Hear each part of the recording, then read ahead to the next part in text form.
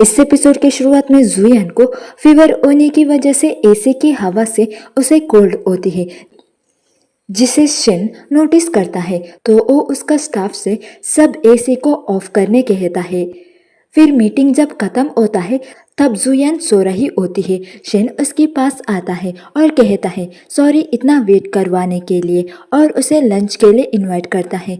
तभी जुयान बेहोश होती है। शिन उसे संभाल लेता है और उसे हॉस्पिटल ले जाता है और उसकी देखभाल करता है। जब उसे होश आती है तब वो शिन को उसके पास देखती है और कहती है आप जाइए, मैं खुद की ख्याल रख सकती हूँ।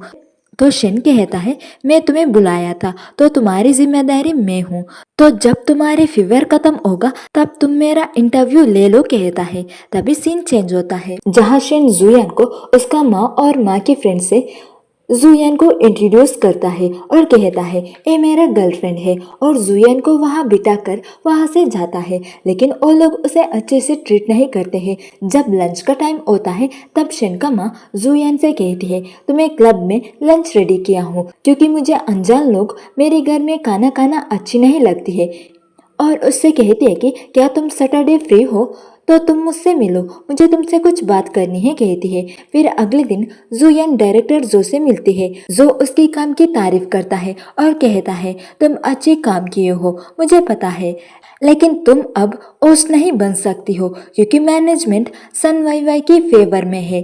तो जुयान कहती है जब मैं यहाँ आई थी आप कहे थे कुछ एक्सपीरियंस के बाद आप मुझे होस्ट बनाएंगे।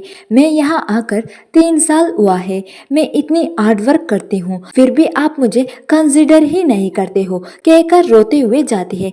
तभी यू जुयान को कॉल करके उसे मिलने बुलाती है। जब वो यू से होटल में मिलती है तब यू एक एक करके कुछ लड़की को उससे बात करने बुलाती है। जब वो लोग जाते हैं तब यू जुयान से कहती है देखो वो सब लड़कियों का स्टेटस देखो, वो सब ब्यूटीफुल के साथ एक्सेलेंट भी है, वो लोग शिन के लिए मैचिंग है, लेकिन तुम्हारी क्या, तुम्हारी फैमिली बैकग्राउंड कितनी स्ट्रांग है और तुम खुद देखो तुम्हारी पुअर ड्रेस की टेस्ट को।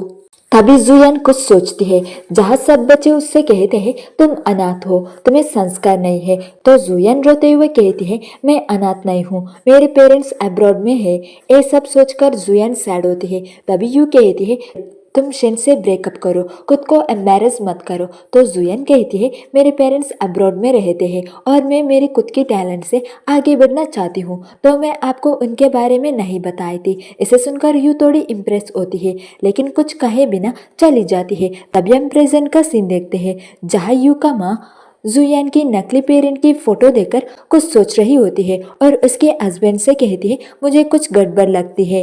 तो यू का हस्बैंड कहता है ऐसा कुछ नहीं है, तुम थोड़ा ज्यादा सोच रही हो। फिर मीटिंग के टाइम पे शेन का फादर कहते हैं हम शीफिंग ग्रुप के साथ कोऑपरेट करें तो अच्छा होगा, तो सब मान जाते हैं। लेकिन शेन उतना खुश नहीं था।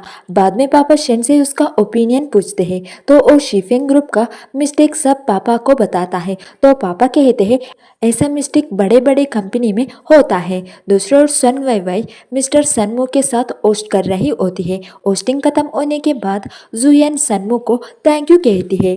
तो सनमू कहता है मैं मिस्टर शिन का कहने पर आया हूँ और जुयान की तारीफ करता है।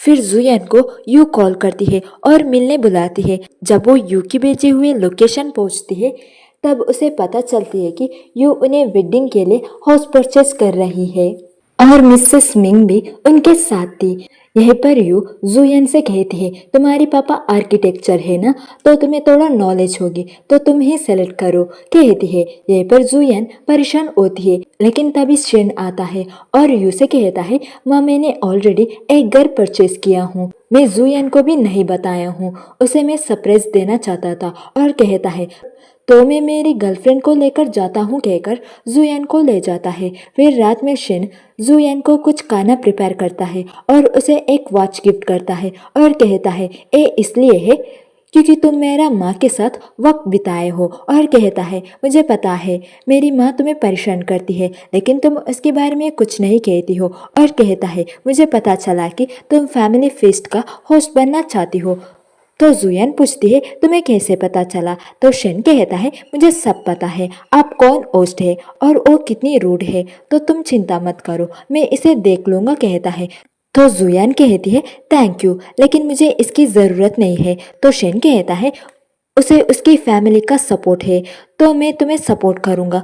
तो जुयान कहती है मुझे पता है तुम कितना अच्छे हो, लेकिन एक काम की मैटर है, मैं खुद ही हैंडल करूंगी, बस तुम मुझे ऐसे ही प्यार करो। फिर दोनों साथ में खाना बनाने लगते हैं। यहीं पर एपिसोड 2 खत्म होता है।